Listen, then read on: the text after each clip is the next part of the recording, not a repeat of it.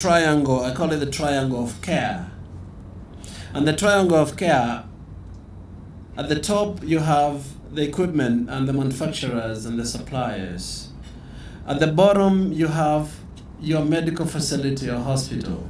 On the other side you have financing. Those three have to work together. You just have to find the balance of how you're going to balance those three.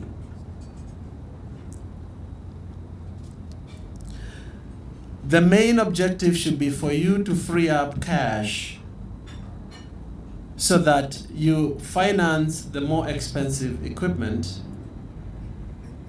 so that you can afford to buy the cheaper equipment. For example, I'm financing a 74 million shilling CT scan. Do I have the money to buy it? Yes. Am I going to spend 74 million? No. Because that 74 million, I will be able to get several ultrasounds, and I go around the hospital, I'm able to finance a lot of other things, just that one item. So if I get smart financing for my CT scan, then I can free up that cash to buy all these other equipment that I need that will make the hospital move. And that's why asset planning is extremely important for hospitals. I know most of you are going through your budgeting right now, and Dr. Kaliko asked you to come with the wish list of the things that you wish to get. When you do asset management and planning, it allows you to say, okay, this year I can get this equipment, this year I can get this equipment. Then you try to figure out the left bottom side of the triangle of service, which is financing. How do I finance? Several things, several ways that you can do financing.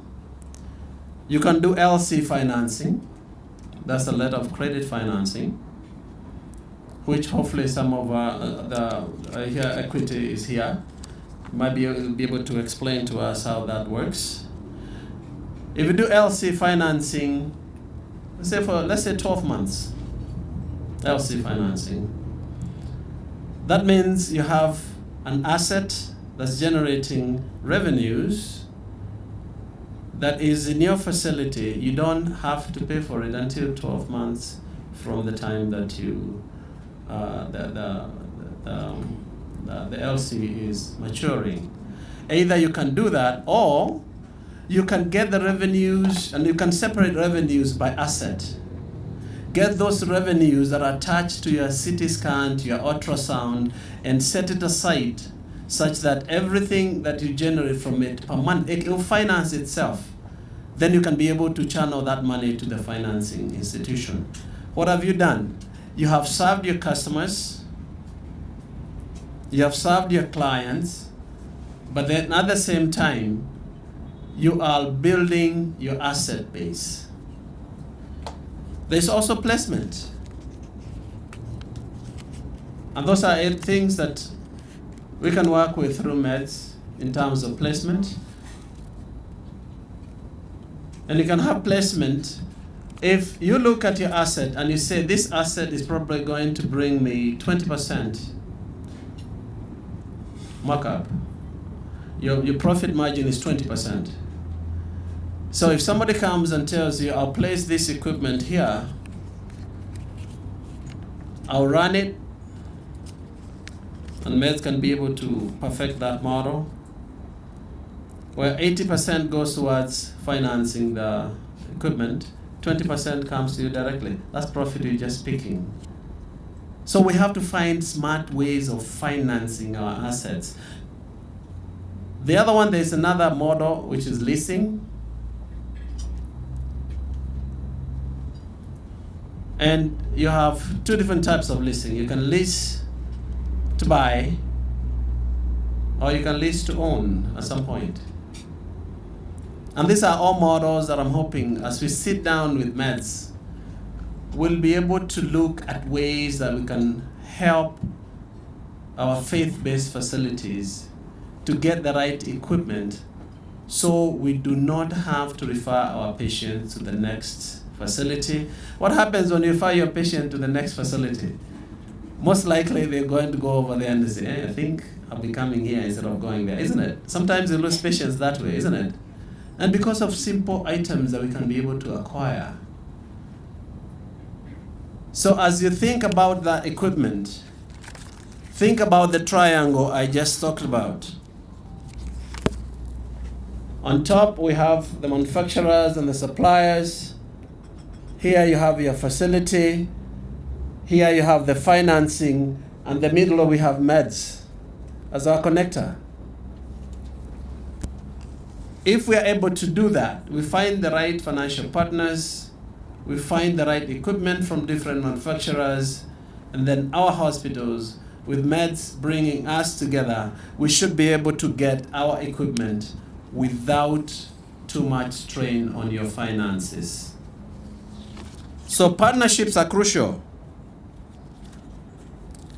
Also, talking to each other, CEOs, is extremely important, because there's something I know that you don't know. There's something you know that I don't know. Sharing of information is extremely crucial. If you had experiences with equipment from one company and you're not happy and you're sharing it with your brothers and sisters, chances are they make the same mistake, isn't it?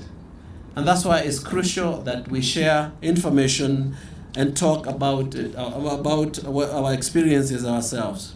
Again, treat your equipment as a revenue center. That's why I like, so that you can separate how much money you're making from your OPG, from your ultrasound machines, from your x-rays, whichever equipment that you have. When you treat it as a profit center or a revenue center, you are able to say, if I make this investment in this, within this period of time, I'll be able to pay it off.